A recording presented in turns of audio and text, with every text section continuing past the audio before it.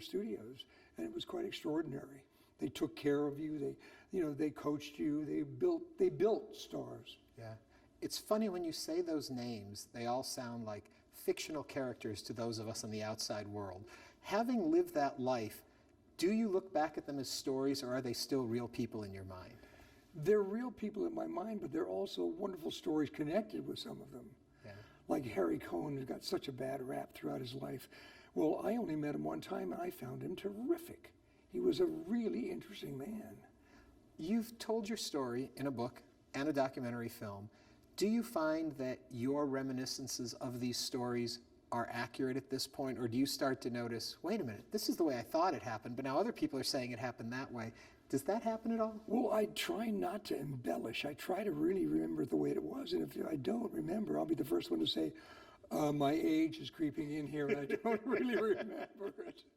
But I have my friend Alan Glasser, who I've known for 30-some years. Alan is brilliant. He wasn't even born during those studio days, but he knows that business and knows the industry so well, and he's really great to kind of keep you on course.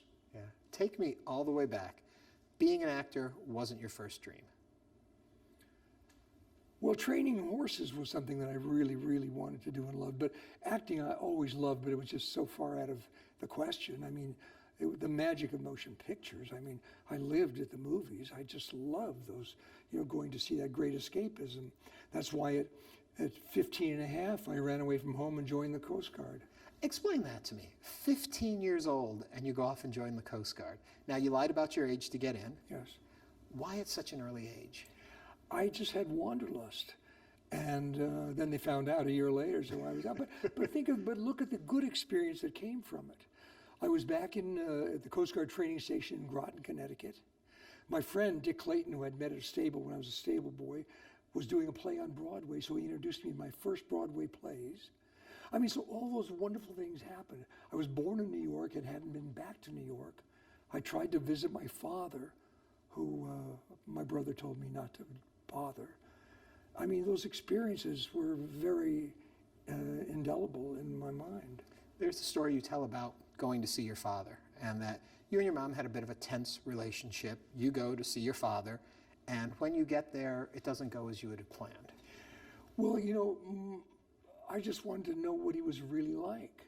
You're curious, very curious when you're that young. And you're bulletproof when you're that young. So I thought, I want to go see my father.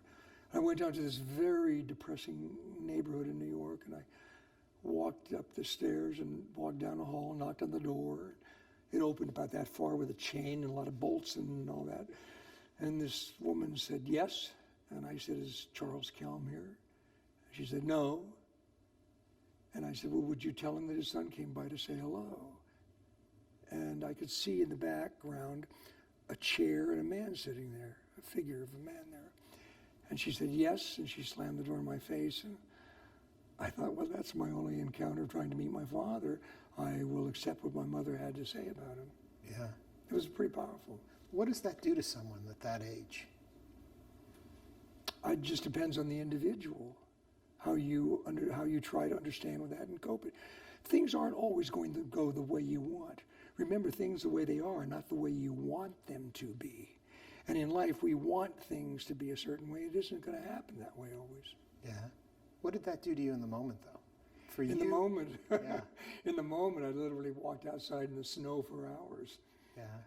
Did it give you drive? Did it give you a, I'm going to succeed, or didn't it No, manifest it didn't that give way? you, I didn't feel drive or I'm going to succeed. I just thought, that's it. And you have to accept it the way it is. A lot of us, we don't always want to accept things as they are.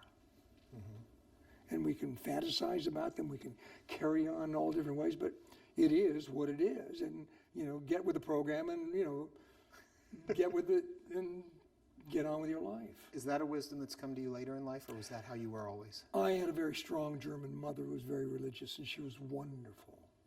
But she was very strict. Things like, elevate your thinking.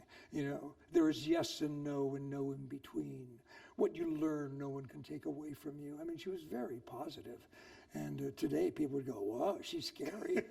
She was a little scary then too at times. Yes. So did you ever encounter your dad again? No. the other side of the family. I later found out that my father had been married after my mother, and I had 2 half-sisters. I knew nothing about that. And I did get a letter from one of the relatives many years ago. But I just, never pursued it. Yeah. Then you're out in California. You eventually get to California. Well, I was in California when I was 2. My mother left my father and took my brother and myself. My brother was 11 months and 7 days older than me. So we came to California, we lived there, and she put us in school and worked to get us in a little bit of an education. Yeah. People would say to my mother, "Aren't you excited about your son? Isn't it exciting? Tab hunter?" My mother would say, "That's very nice, but Walter's the intelligent one." Even being tab hunter, you can't get a leg up. Well, mothers they're pretty straightforward and honest, and God bless them. They got to keep the balance there. They've That's got what they're to keep doing. the balance. But after the Coast Guard, you end up back in California, working Yes. with horses, and that's then. I hear the story of you're kind of discovered at the stables.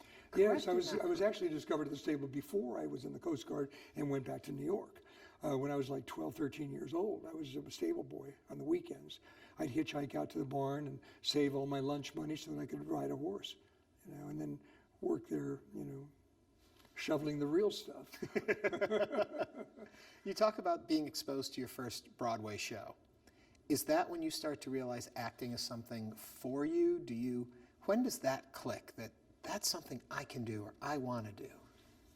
Well, I always loved it. The first Broadway show didn't do that, but it made me realize what fantastic lives these actors must have being able to portray something. Yeah. But I was a product of Hollywood, which was a totally different thing. So you had to learn while you were doing, and that was difficult. But it took a while for me to really get with the program. I never knew I was going to be an actor. I just fell into it through Dick Clayton, who later became my agent after Henry Wilson. But he was always on my case. Work. It takes a lot of work. You just don't phone it in. Yeah. When did you realize Tab Hunter was bigger than just you? When did you start to notice the world is taking note of you? When you start getting all that publicity and it starts to exceed the product, but it's like having dessert all the time. That can make you awfully fat mentally, physically, and number one, spiritually. Yeah. And I think you have to be aware of your growth, with spirituality being the most important. And it's just, there are those moments when you're young and you're bulletproof and you're a little cocky about this or that, but you get a lot of rude awakenings and you work with some wonderful people that you better just keep your mind open to what they're saying. Sounds like your mother's advice came in handy then. Oh, she was an incredible woman. Yeah, she was incredible. The reason I bring up the fame and when you started to realize it is because if I follow your career correctly, the work is coming out, but your fame starts to eclipse even the work. And Tab Hunter becomes an institution in and of itself. Well, it's interesting you say that because the publicity exceeded the product. It was all, tons of magazine covers and the popularity was there, but I kept asking myself the question, where do I serve my apprenticeship? Yeah. That's really important, to know your craft and to, after a while I really realized this is something I really want to do.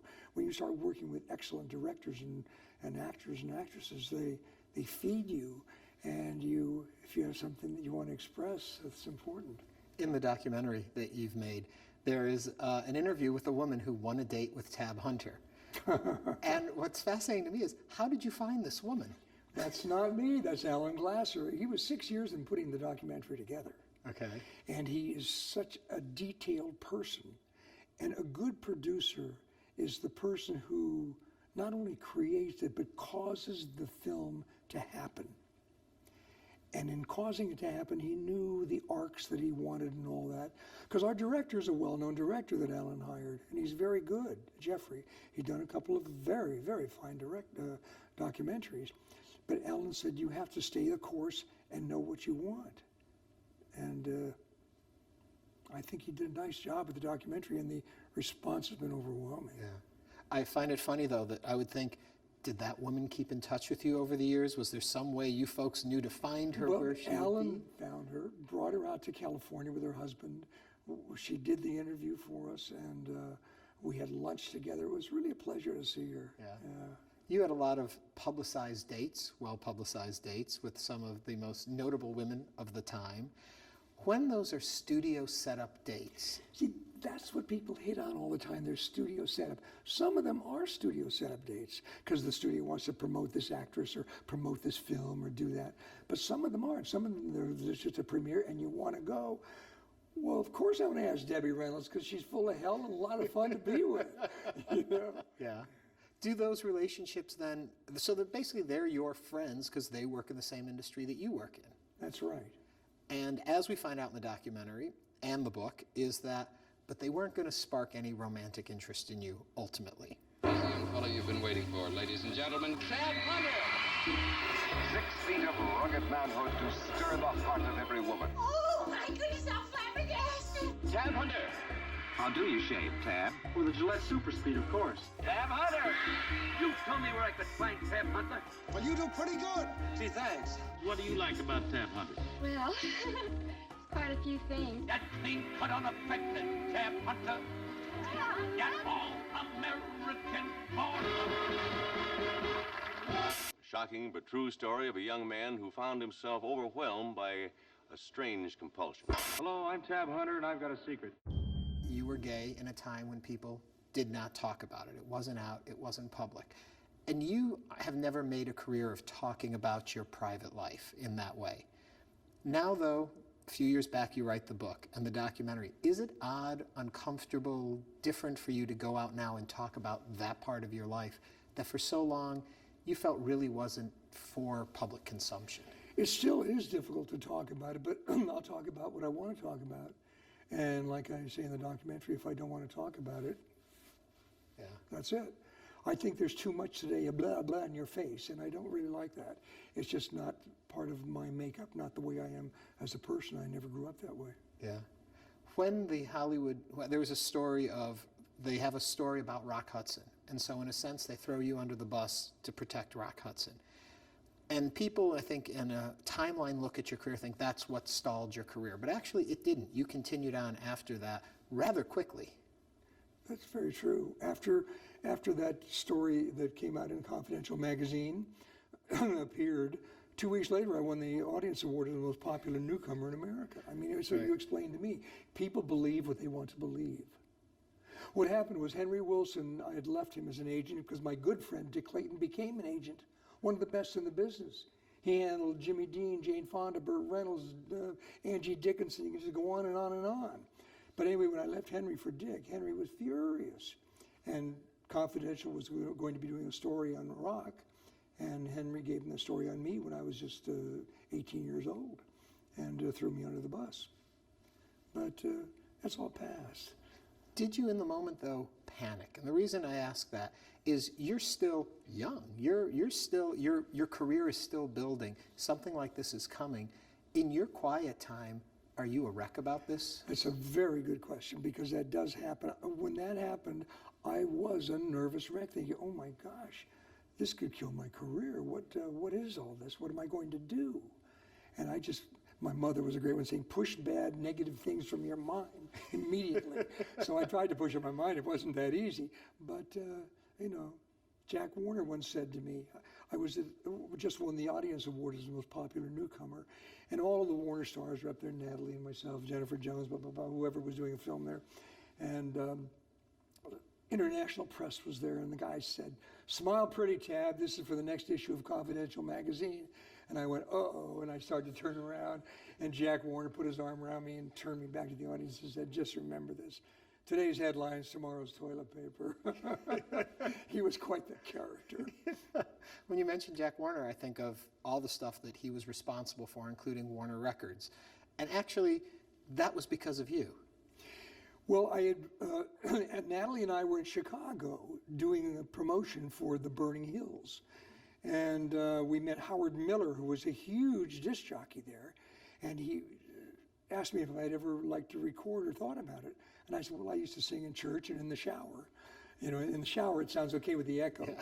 And he said, I want to introduce you to Randy Wood. I met Randy Wood. Randy heard me sing a little bit and found young love for me. The heavenly touch of your embrace tells me no one could take your place ever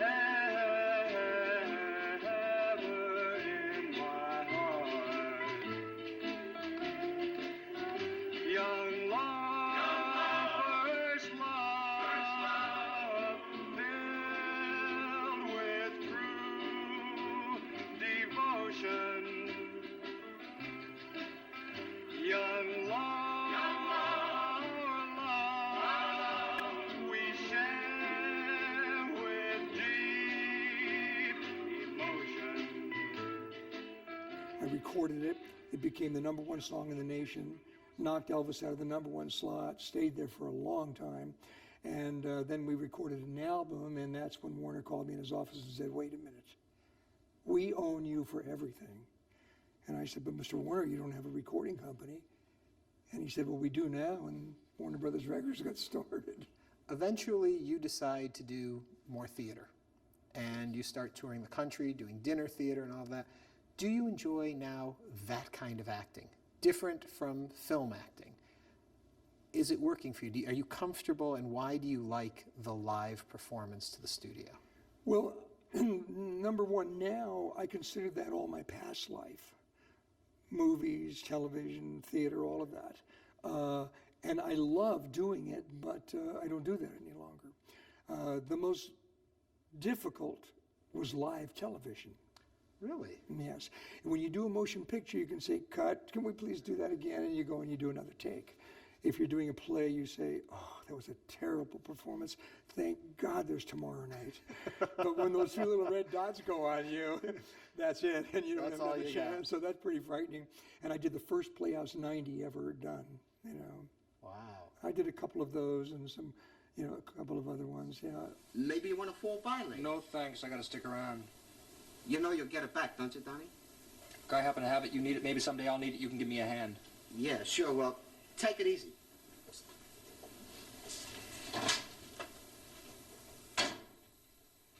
TV was wonderful, but it was coming in, and it was what was part of the demise of the studio system in Hollywood. Yeah. You know, all those studios started to rid themselves of their theaters around the country. The influence from Europe came in of wanting real people in real situations, not la-di-da-di-da type of stuff. And it was a pretty exciting time, but a very fluctuating time for studios and for actors. Yeah. But you do carve a very good career touring the country doing theater. I did do quite a bit of it. I was one of the pioneers of dinner theater. Right. In fact, I played here in Houston. Yeah. And then, a little days down the road, you get a phone call from John Waters. Wants you in a film. Had you had any idea who he was when he calls? Absolutely. Oh, so you knew? Who could not know John Waters? John called me up. I was just closing a play in Indianapolis, and I had a couple weeks off. He said, Tab, my name is John Waters. I don't know if you know me. I said, John, I'm a major fan of yours. And he said, really? I said, yes, I love Pink Flamingos and Mundo Trasho. And he said, well, I've got a script I'd like to send you if you could have some time to do it. And I said, well, I do have a few weeks off. And it fit in with the shooting schedule. So I read Polyester, and I loved it. He said, oh, one question. How would you feel about kissing a 350-pound transvestite? I said, well, I'm sure I've kissed a hell of a lot worse. I'm going to leave that John one was alone. John was great. John was he's like your friendly Undertaker with his little Adolphe Menjou mustache, and he's quite wonderful. Yeah. Fun experience making the film? One of the best experiences I ever had. I Really? loved working for John. Why? And Divine was one of my favorite leading ladies. I've heard you say that. I was going to get to that in a second, but I'm going to stay on John for a minute. What makes his filmmaking so enjoyable as an actor? Well, John has a direction. He knows where he's going, but he's very flexible within that, which is wonderful for an actor who wants to be creative. And so you'll do whatever he is asking of you as an actor. And he is really good to work for because it doesn't seem high pressured. It just all seems so easy and natural. He's very bright. I love John's work. I love working for him. And I'd put my clown suit back on in a minute to work for him. While all of this is going on, you've also got a script you're trying to get produced. You have something that you're interested in, and now you seem to have found your leading lady in Divine? Well, originally, Lust in the Dust was not with Divine. I had written it while I was on the road. I've written a few things, but I wrote this. It was called The Reverend and Rosie, and it was a Western. And I wanted, first of all, I wanted Shirley MacLaine. It didn't work with Shirley, so then I wanted Cheetah Rivera. Cheetah I love, but she was tied up on Broadway doing The Rink. And then Alan said, why don't we change this into a spoof of Westerns, call it Lust in the Dust, which was the name they used to refer to the picture with Jennifer Jones and Joseph Cotton and Gregory Peck. But anyway, they used to refer to that as Lust in the Dust. So we got Lust in the Dust, and he said Divine would be perfect. Lainey Kazan would be perfect as her half-sister. And we went from there and had a great shoot in Santa Fe, New Mexico. Were you surprised how successful that movie was? I was very surprised. Yes, I was. It was a fun experience also. I wanted John Waters to direct that film. And why didn't he? Well, John only directs his own things. So we got Paul Bartel, who was good. But Paul didn't have the cojones to do what I thought the script needed. It needed Sam Peckinpah in The Wild Bunch with Divine. That's a funny image. You know, unfortunately, it missed the boat for that. But it was still a good film and a fun film to do. When did you decide that, you keep mentioning that all of that is your past life now. When did you decide to put it all in the past? When did you decide you were done with showbiz? Well, you know, I'm not done with it because Alan's always there with it. You know, he's the one who talked me into doing the book. He's the one who talked me into doing the documentary. And I still see people in the business occasionally. But I think it probably happened when I went off to New Mexico to live there. You know, you can keep doing little bits and pieces here and there if they ask you to do a television thing or this or that. But I've been very fortunate and very thankful every day. And it's run its course, and I say thank you, and you know, onward and upward. What is it about horses that connects with you? I think it's the wonderful thing about being communicate with an animal that has a life of its own, and you try to understand what's going on there. Yeah. My filly is amazing. She's 4 months old next week, and she already, when she sees me, she runs on over to me, and I can groom her without putting a halter on her, pick up her feet, you know, put a halter on her and lead her to walk and a trot. I mean, she's really just wants to be a part of you, and so therefore I want to be a part of her. Yeah. Is that something, do you think, that's innate in all of us, or is it some special gift that you have that you can connect with them? I don't think it's a special gift. I think we all have the ability to communicate with one another if we make the effort to. But so often in life we become first-person singular people. And with the more success we get, the more we don't know how to divorce ourselves from ourselves. Yeah. I think that's important. Do you think, and this is just coming to me while we're talking, but do you think that that understanding of how you work with horses and understand them is something in how you could bring feeling out on screen, how you could connect with an audience without necessarily having to say something, that you learned something along that path? That's very good. We have our mouths, we can just do all of this stuff. But, and when you look at some of the wonderful old work done on film, where you just see a look, says much more than just 1,000 words. It really does. And instinct, feeling, they don't lead you too far astray, I don't believe. Yeah. If you had to do it all over again, would it be done the same way? Well, I'd probably be right back at the barn shoveling the real stuff. Well, a pleasure to have you here today. So nice to talk with you. And I look forward to whatever it is you're going to do next. Thank you so much for a nice interview. Thank you. Thank you. Thank you. Tab Hunter.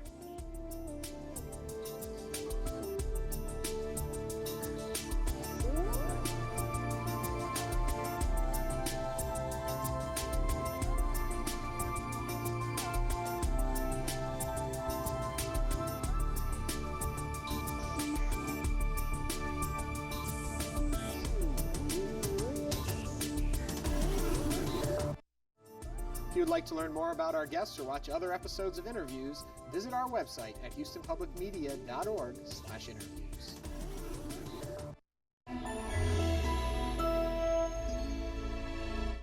Today's programming on Houston Public Media made possible in part by the Houston Public Media local broadcast of Masterpiece featuring Downton Abbey, airing Sunday nights at 8, is presented in part by the many faces of UT Health.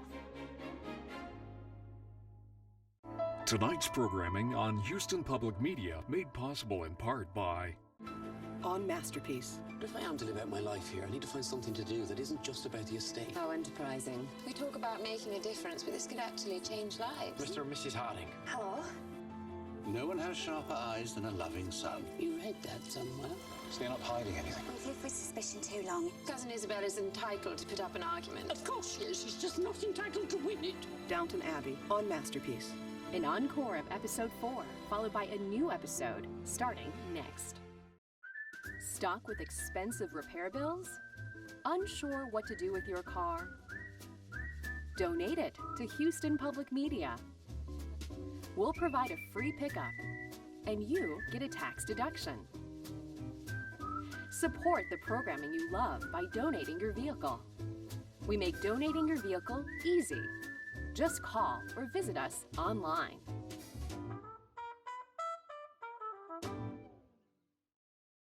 On Masterpiece. The Minister of Health is paying us a visit. Mr. Chamberlain. So now that you've settled in, have you decided what your next task will be? Did you? I wonder if you've got the nerve to speak to me. Edith has a date. No, I don't. Do other butlers have to contend with the police arriving every 10 minutes?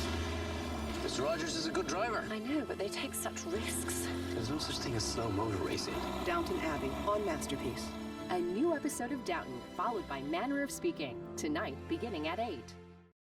This is Houston Public Media, broadcast from the University of Houston, Houston's public Tier 1 university.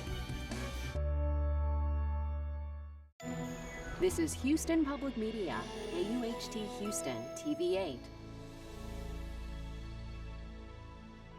As time passes, our perspectives change, as do our needs and our goals.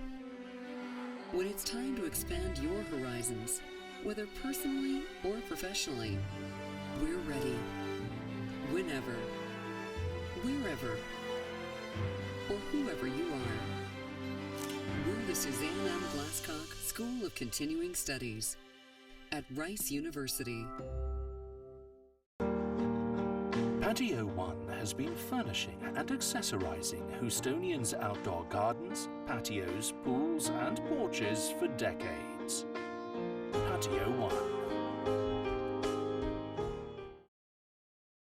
Houston Trust Company.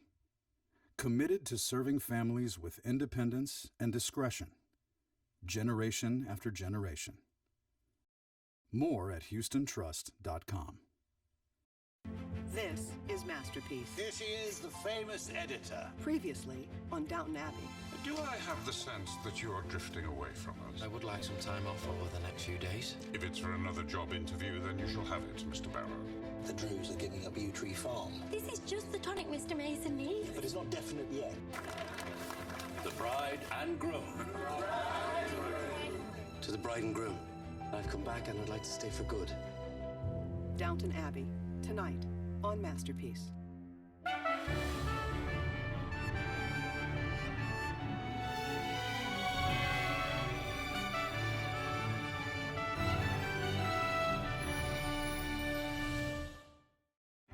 National funding for Downton Abbey on Masterpiece is provided by... He finally pressed his lips against mine, our forbidden love caressed by a gentle rain. The Marquis du Monde was the guest of honor, and his young courtesan was quite impressed with his joie de vivre.